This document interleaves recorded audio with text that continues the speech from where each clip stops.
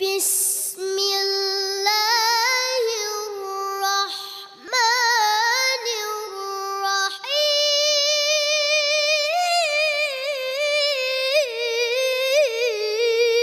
বলেন সবাই ক্ষতির মধ্যে নাই, চার শ্রেণীর মানুষ আছে যারা ক্ষতি থেকে মুক্ত। ইল্লাল্লাযীনা আমানু, যারা ঈমানদার। এক নাম্বার পরিচয় যারা কারা? বলেন যারা কারা? আমাদের ঈমান আছে না নাই? বলেন আছে না নাই? আমরা কি আমাদের ঈমানকে বিক্রি করব কোন টাকার কাছে, সম্পদের কাছে, দুনিয়ার কাছে, ক্ষমতার কাছে? না, আমরা সব দিতে রাজি, কিন্তু আমাদের ঈমান দিতে রাজি না। বলেন ইনশাআল্লাহ। তবে অনেকে আবার 200 টাকা ঈমান বিক্রি করে দেয়। আদালতে আপনাকে নিয়ে গেছে, বলে 200 টাকা দিলাম, একটু সাক্ষী দিয়ে দাও আমার পক্ষে। আপনি সাক্ষী দিয়ে দিলেন যে হ্যাঁ তো ভালো মানুষ, আসলে কিন্তু দুনিয়ার খারাপ আপনি জানেন। 200 টাকার জন্য 200 টাকার জন্য মিছিলে গেলেন, আমার ভাই, তোমার ভাই, অমুক ভাই, অমুক ভাই, অমুক ভাইয়ের চরিত্র ফুলের মতো পবিত্র, নামাজ পড়ে না এক ওয়াক্ত। আছে না নাই?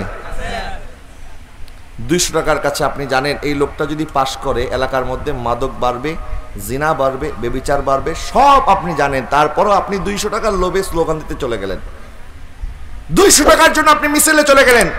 এরকম অনেকে আছে না নাই? বাবার আমার, এই সামান্য টাকার কাছে ঈমান বিক্রি করবেন না। আল্লাহ বলেন ইল্লাল্লাযীনা আমানু, যারা ঈমানদার তারা ক্ষতির মধ্যে নাই। ওয়া আমিলুস সালিহাতি, এবং যারা নেক আমল করে, নেককার বান্দা, তারাও ক্ষতি থেকে মুক্ত। সুবহানাল্লাহ বলেন। যারা ইবাদত করার পরে আনন্দ পায়, আপনি ইবাদত করার পরে কি বোরিং ফিল করেন নাকি আনন্দ পান? এটা নিজেকে নিজে প্রশ্ন করেন। আপনার কি ইবাদত করতে বিরক্তি লাগে? 2 রাকাত পড়তে মনে হয় যে আরে আমার তো জান বের হয়ে যাচ্ছে, 2 রাকাত তো শেষ হচ্ছে না। আর হযরত ফাতেমা জাহরা রাদিয়াল্লাহু তাআলা আনহা উনি বলতেন, আল্লাহ তোমার রাত এত ছোট, এত ছোট, আমি 2টা রাকাত নামাজ পড়ার আগেই ফজরের সময় হয়ে যায়। আরো জোরে বলুন না সুবহানাল্লাহ। আর আমি আর আপনি 2 রাকাত পড়তে তো 2 মিনিটও লাগে না। বলে হুজুর এখন তো 4G গতি, 4G গতি চলতে মোবাইল ফোনে, আর আমাদের নামাজের মধ্যে 4G না 5G গতি চালু করে দিয়েছি। আল্লাহু আকবার বলে নাউযুবিল্লাহ বলেন না। প্রিয় হাজরিন, নামাজ তো আল্লাহর সাথে কালাম হয়। আমি এখানে বসে আছি, সুন্দর পোশাক পরে আছি। এখন যদি ময়লা পোশাক পরতাম, বলতেন হুজুর এটা কই থেকে আইছে, খাটাস মার্কা হুজুর, এত দূর থেকে দাওয়াত দিয়ে আসছি, ময়লা একটা পাঞ্জাবি পরে আইছি। আমি জানি এখানে মানুষজন বসে আছে, আমাকে পরিপাটি হয়ে আসতে হবে, সামনে মোবাইল ফোন আছে, আমার ভিডিও লাইভ হচ্ছে, লক্ষ লক্ষ মানুষ হয়তো দেখবে। প্রিয় হাজরিন, আমরা মানুষের সামনে যখন নিজেকে উপস্থাপন করি, তখন নিজেকে পরিপাটি করে তারপর উপস্থাপন করি। আর আপনি নামাজে যখন দাঁড়ান, আপনি তো দুনিয়ার মানুষের সামনে দাঁড়ান নাই, আপনি তো আপনার মালিক আল্লাহর সামনে দাঁড়িয়েছেন। দাঁড়িয়েছেন কার সামনে? আল্লাহর সামনে দাঁড়িয়ে আছেন। আল্লাহর সাথে প্রেমের রিশতা করেন, প্রেমের সম্পর্ক করেন। প্রেমিকা যখন প্রেমিকের সাথে দেখা করতে যায়, নিজেকে একটু সাজুগুজু করে তারপরে দেখা করতে যায়। আল্লাহ বলে, বান্দা আমাকে যদি ভালোবাসো, আমার সামনে যদি দাঁড়াতে আসো, তাহলে তুমি একটু সাজুগুজু করো, তুমি ওযু পানি দিয়ে একটু পবিত্র হও, তারপরে তুমি নামাজে দাঁড়াও। আরো জোরে বলুন না সুবহানাল্লাহ। দেখেন, আল্লাহ সুবহানাহু ওয়া তাআলার দরবারে দাঁড়ানোর আগে আল্লাহ আমাদেরকে ওযু করতে বলেছেন, যে তোমার মালিকের সামনে তুমি দাঁড়াবে, সেইভাবে প্রস্তুতি নিয়ে আসো। আমরা নামাজের মধ্যে দাঁড়াই, এরপরে দেখেন আল্লাহ সুবহানাহু ওয়া তাআলা নামাজের যে সিস্টেম বলে দিয়েছেন, আমরা শুরুতেই সানা পড়ি, তারপরে বলি আলহামদুলিল্লাহি রাব্বিল আলামিন, আল্লাহর প্রশংসা করি। সানা পড়ার মাধ্যমে আল্লাহর প্রশংসা, এরপর আল্লাহর প্রশংসা। আল্লাহর প্রশংসা কেন? বলে দেখো, একটা ভিক্ষুক যখন ভিক্ষা করার জন্য যায়, ওই ভিক্ষুক যখন ভিক্ষা চায়, প্রথমে কিন্তু বলে না আমার অনেক অভাব, তাড়াতাড়ি টাকা দেন, আমি তাড়াতাড়ি চলে যাই, এটা বলে না।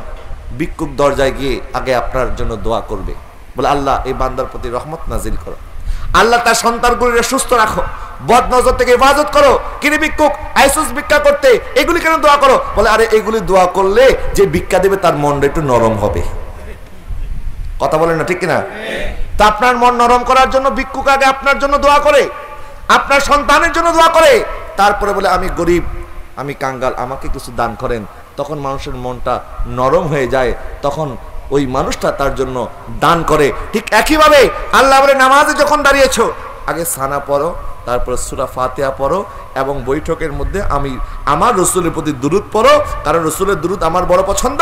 তারপরে বলো আল্লাহুম্মা ইন্নী যালামতু নাফসি যুলমান কাসীরা, আল্লাহ আমি অনেক বড় গুনাহগার, অনেক গুনাহ করেছি, আল্লাহ তুমি ক্ষমা করে দাও। আল্লাহ বলে তোমার গুনাহ যদি আসমান পর্যন্ত থেকে যায়, তোমার গুনাহ যদি সমুদ্রের ফেনার চাইতে বেশি হয়ে যায়, আমি বান্দা তুমি বান্দা, আমি রব্বে বারি তাআলার দরবারে ক্ষমা চাইতে দেরি হবে, আমি ক্ষমা করতে দেরি করব। আপনার মাকে যদি আপনি জড়িয়ে ধরে বলেন মা অনেক অন্যায় হয়েছে ক্ষমা করে দেন, মা ক্ষমা করবে কিনা?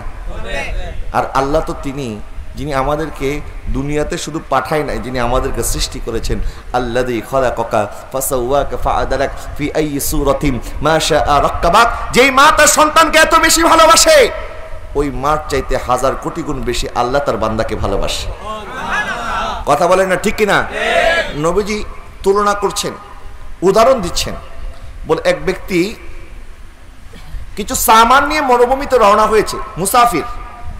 হঠাৎ করে তার একটু ত্রন্দা পেয়েছে, নিদ্রা পেয়েছে, এক জায়গায় বসেছে। এখন উটটাকে বাঁধতে ভুলে গেছে।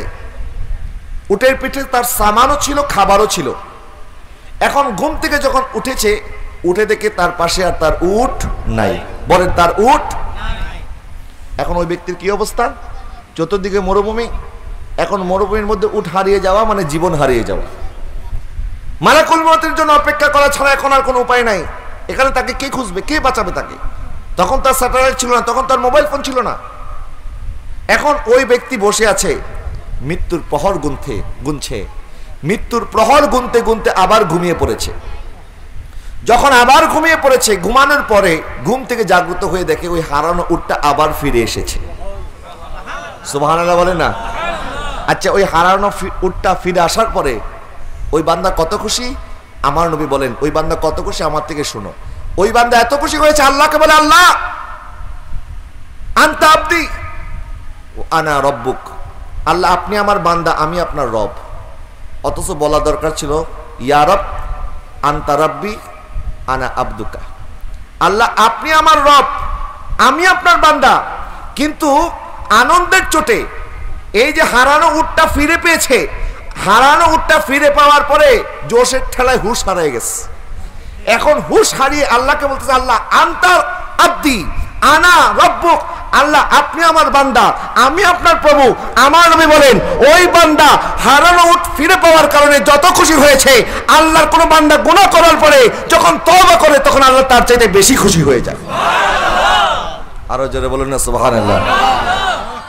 ইল্লাল্লাযীনা আমানু ওয়া আমিলুস সলিহাত, তারা ক্ষতিগ্রস্ত নয়। এক নাম্বার যারা ঈমানদার, দুই নাম্বার যারা নেককার, ইবাদত বন্দেগী যারা করে, ওয়া তাওয়াসাউ বিল হাক্কি, এবং যারা মানুষকে হকের পথে দাওয়াত দেয়, হক কথা বলে।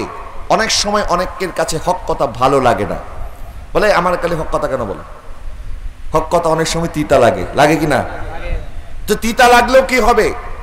এখন তিতা যদি লাগেও তারপরেও আপনাকে শুনতে হবে। কারণ হচ্ছে এই, আপনার যদি রোগ হয়, রোগ হইলে অনেক সময় তিতা ওষুধ খাইতে হয় না? অনেক সময় তিতা ওষুধ খাইতে হয়, একেবারে চোখ মুখ বন্ধ করে তারপরে তিতা ওষুধ খান, ঠিক না? বলে আমাকে রোগ থেকে মুক্ত হতে হবে। রোগের সেবার জন্য আমরা অনেক সময় বড় বড় সুইওয়ালা ইনজেকশন পুশ হয়, ব্যথা পাই, তারপরে বলি ডাক্তার সাহেব দেন, কি আর করার আছে। অনেক সময় আমরা পেটের মধ্যে পাথর বাঁধি, ডাক্তার বলে ডায়াবেটিস হয়েছে, এখন রুটি খাইতে হবে। বলে ডাক্তার সাহেব রুটি কি ভাত খাওয়ার আগে খাবো না পরে খাবো? ভাত খাওয়ার আগে আর পরে না, এখন রুটি খান, আগামী দিনে যদি ডায়াবেটিস না কমে তাহলে তো শশা খাইতে হবে। বলে ঠিক আছে ডাক্তার সাহেব, যেইভাবে বলবেন সেইভাবে। তো অনেক সময় আমাদেরকে সহ্য করতে হয়, কেন? কারণ আমার রোগের চিকিৎসা করতে হবে। এখন আপনার কাছে যদি হক কথা বলা হয়, আপনার কাছে যদি ভালো নাও লাগে, আপনি হক কথা শুনেন, মাহফিলে আসেন, মানুষের কাছে হেদায়েতের বাণী যেখানে পাবেন সেখানে ছুটে যান, ইনশাআল্লাহ তাআলা আজ্জা ওয়া জাল একসময় আপনিও হকের দাওয়াত দিবেন। আল্লাহ বলে যারা হকের দাওয়াত দেয়, যারা হকের পক্ষে থাকে, তারা ক্ষতিগ্রস্ত নয়।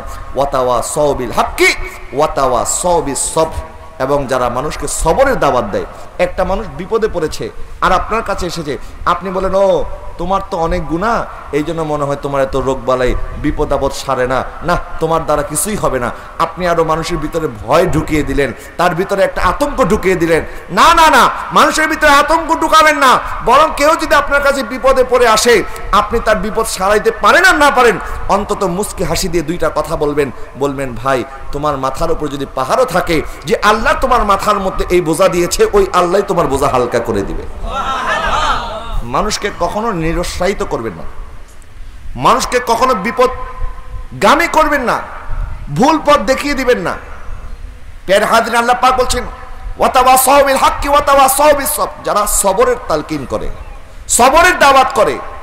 আপনার প্রতিবেশী বিপদে পড়েছে, আপনি যদি অন্তত তার মাথায় একটু হাতও বুলিয়ে দেন, তার খোঁজ খবর নেন, অনেক সময় এটাই অনেক সময় তাদের জন্য অনেক বড় পাওনা। আপনি একটা রিস্কাওয়ালা 10 টাকা, আপনি 10 টাকা দেওয়ার পরে যদি অন্তত 5 টাকা একটু বাড়াইয়া দেন। আমরা তো অনেক সময় অনেক জায়গায় অনেক টাকা দিয়ে দেই। 5 স্টার হোটেলের মধ্যে যদি আপনি খাইতে যান, সেখানে যারা খাবার সার্ভ করে তাদেরকে টিপসই দিতে হয় 500 টাকা করে। 500 টাকার কমে টিপস দিলে বলে কোন ফকির নিয়ে এসে 5 স্টার হোটেলে, তোদের কাইতে কইছে কাটায়, এরকম বলে কিনা? বলে 5 স্টার হোটেলে খাইতে এসো, টাকা দাও না। তাদেরকে কি বেতন দিয়ে রাখে নাই? বেতন দিয়ে রেখেছে। তারপর টাকা যদি একটু 19 থেকে 20 হয়ে যায়, দেখবেন তাদের মুখটা কালো হয়ে যায়। আর একটা রিক্সাওয়ালা পরিশ্রম করে আপনাকে নিয়ে এসেছে, 10 টাকার জায়গায় আপনি একটু 5 টাকা বাড়িয়ে দিবেন, দেখবেন তার মুখের মধ্যে একদম সুন্দর চকচক হাসি, হেসে হেসে আপনার জন্য দোয়া করবে। কথা বলেন না, ঠিক কিনা? প্যারে হাজরিন, তো মানুষকে সবসময় সবরের কথা বলবেন, সবরের তালকিন দিবেন। এই 4 শ্রেণীর মানুষকে আল্লাহ পাক বলেছেন এরা বিপদ থেকে মুক্ত। আমরা যদি এই 4 শ্রেণীর মানুষের অন্তর্ভুক্ত হতে পারি, তাহলে আমাদের জীবনটা কামিয়াব হবে। আল্লাহ যেন আমাদেরকে কামিয়াবি জিন্দেগি দান করে, সকালে বলুন আমিন। এবং আমাদেরকে যেন এই কবরের প্রস্তুতি গ্রহণ করার তৌফিক দান করে।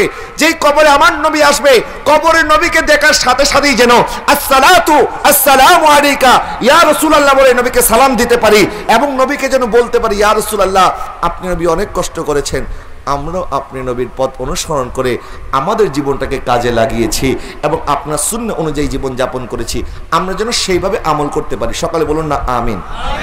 নাকি আজকে ওয়াজ শুনে ঘুমিয়ে পড়বেন আর ফজরের সময় খবর থাকবে না? থাকবেনি কোনো? না থাকবে না, আওয়াজ মনে হয় থাকবে না। এখনো দেখছেন না আওয়াজ খুব দূর আর কি। মানে প্যারে হাজরিন, ওয়াজ শোনা ফরজ নয়, ফজরের নামাজ ফরজ। কথা বলেন না, ঠিক কিনা? জীবনে অনেক নামাজ কাজা করেছেন। আজকে আমি বলে যাই, আমাদের মাহফিলগুলি অনেক রাত হয়ে যায়, এই মাহফিলগুলি যেন রাত না হয়। আপনার প্রয়োজন আসরের পর থেকে ওয়াজ শুরু করেন, অসুবিধা কি? আমাদেরকে একজনকে আসরের পরে দিয়ে দেন, একজনকে মাগরিবের পরে দেন, একজনকে এশার পরে দেন, 10টার মধ্যে ওয়াজ শেষ। কিন্তু আমরা এত রাতব্যাপী ওয়াজ করি, মানুষ ফজরের সময় ঘুম থেকে উঠতে পারে না, এবং মাইকের আওয়াজের কারণে অনেকের ঘুম ডিস্টার্ব হচ্ছে, তারাও ফজর নামাজ কাজা করবে। এটার দায়ভার আমাদেরকেও নিতে হবে। এই জন্য আমি অনুরোধ করব, আমার চট্টগ্রামের ভাইরা আমাকে মহাব্বত করেন, বাইরে থেকে দাওয়াত দিয়ে আনেন, তো বলবেন হুজুর বাইরে থেকে দাওয়াত দিয়ে আনছি দিকে কি জাম হচ্ছে তা কইবেন নাকি? কষ্ট পাচ্ছেন আপনারা? কারণ এটা আমাদের দরকার। 10টা ম্যাক্সিমাম 11টার মধ্যে ওয়াজ মাহফিল শেষ হয়ে যাওয়া দরকার, যেন ফজর নামাজটা আমরা বা জামাত আদায় করতে পারি। এবং ফজরের নামাজ থেকে শুরু করে এশার নামাজ পর্যন্ত আমাদের জীবনের 5টা ওয়াক্ত নামাজ আল্লাহ ফরজ করেছেন। আমরা দুনিয়াবি যত কাজ করি আর না করি, অন্তত 5 ওয়াক্ত নামাজ যেন কাজা না হয়ে যায়। বলবেন হুজুর নামাজের কথা তো মনে থাকে না, তো খাওয়ানোর কথাটা তো ঠিকই মনে থাকে। ক্ষুধা লাগলে যেভাবে খাবার কথা মনে হয়ে যায়, একজন ইমানদার মুসলমান যখন নামাজ কাজা হয়ে যাবে, তার ভিতরে সেই ধরনের পেরেশানি চলে আসতে হবে। খাবার না খাইতে খাইতে যদি খিদা লাগে, তো নামাজ না পড়লেও নামাজের খিদা লাগা দরকার আছে না নাই? এই খিদাটা তৈরি করেন, নামাজের সাথে রিশতা করেন। যায় নামাজের সাথে যদি সম্পর্ক হয়ে যায়, পৃথিবীর কোনো বিছনা আপনার কাছে আর ভালো লাগবে না, তখন সারাক্ষণ যায় নামাজে বসে থাকতেই মনে যাবে। আল্লাহ যেন আমাদেরকে সেরকম কামিয়াব জিন্দেগি দান করে, সকলে বলুন আমিন। আজকের এই মাহফিলকে যেন আল্লাহ কবুল করে। চানগাঁও নবতারুণ্যের ভাইরা যে মাহফিল ইন্তজাম করেছেন এবং গাউসিয়া কমিটির ভাইরা ওনারা সহযোগিতা করেছেন, অত্র এলাকার মধ্যে গাউসিয়া কমিটির ভাইরা যে মানবিক সেবা দিয়েছেন, শুধু অত্র এলাকা নয়, গোটা বাংলাদেশের মধ্যে আপনারা জানেন প্রায় 6000 করোনায় আক্রান্ত রোগীর লাশ কাফন দাফনে তারা সহযোগিতা করেছেন। সুবহানাল্লাহ বলেন। বাংলাদেশের মধ্যে এটা বিরল ঘটনা। কোন তরিকত ভিত্তিক সংগঠন যে এত বড় খেদমত করতে পারে এটা কারো নলেজেই ছিল না।